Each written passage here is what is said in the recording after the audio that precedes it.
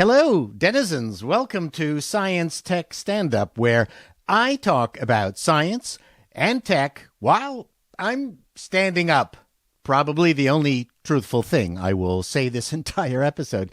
Notice that I'm modeling my latest Peter Paul Chato t-shirt. If you'd like to support the channel, please buy several dozen. Links below. Since YouTube hates promoting my channel, this is a great way to support my efforts.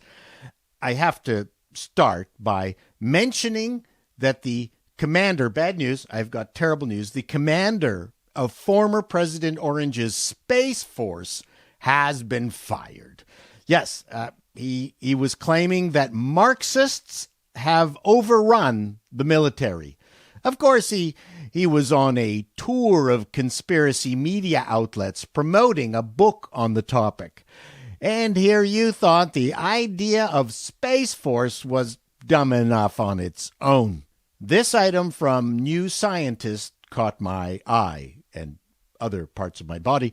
Pigs apparently can breathe oxygen via their rectum.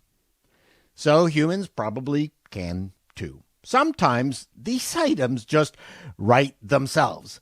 How on God's green earth could I possibly miss out on this bit of news? Unfortunately, it turns out not to be as much fun as it sounds. We won't be sticking oxygen cylinders up our poop whooshers anytime soon.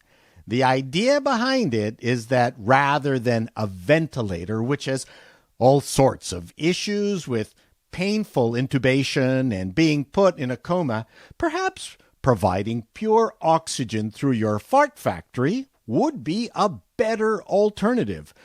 Just to be clear, they are not pumping air down there. They are using a fluid called a perfluorocarbon, which can hold high levels of oxygen. It's been used as a breathing liquid for preemies. Essentially, you're getting an enema using oxygenated fluid.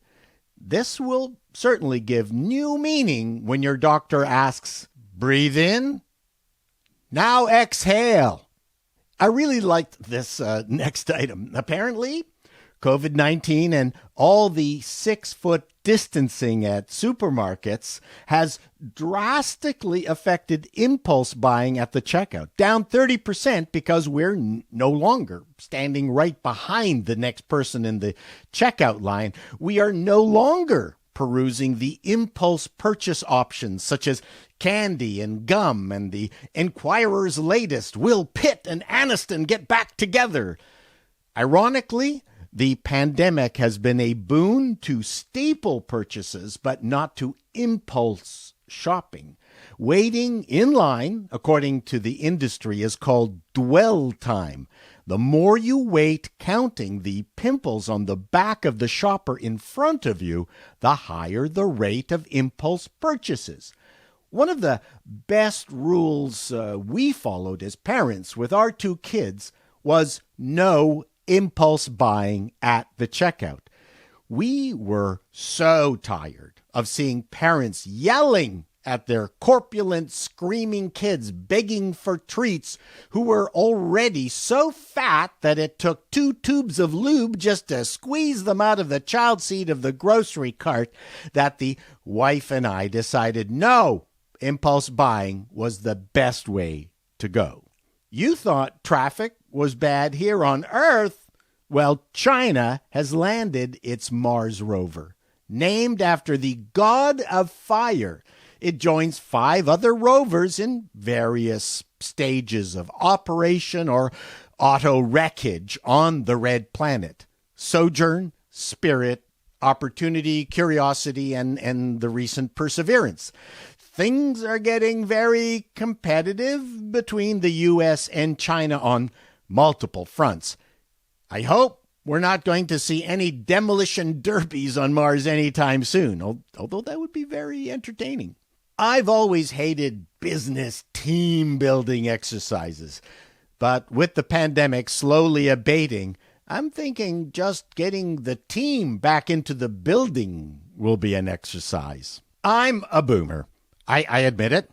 And even though most of my fellow boomers are just horrible computer users, trust me, I got to train them. More and more of them are going online. According to The Economist, those aged between 57 and 75 are spending $64,000 a year. That is double what those born after 1997 spend. Hell, I spend that on camera gear in a month. The pandemic has pushed many oldsters online. Those over 65 have upped their shopping by 53%. Now, most of that was just purchases of Stay Hard cream. I'm just kidding. This stuff doesn't work. Here is what we spent money on. Adult diapers, alcoholic beverages, senior singles dating sites, all-in-one nutritional drinks. But here's the thing. Only 3% of ads in the U.S. target the over 50 crowd.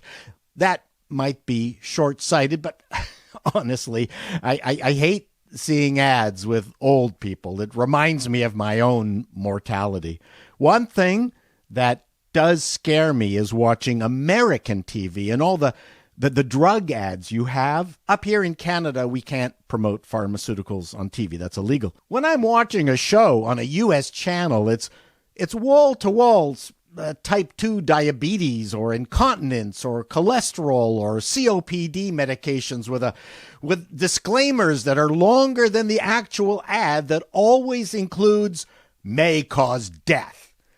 You know what also may cause death? Old age.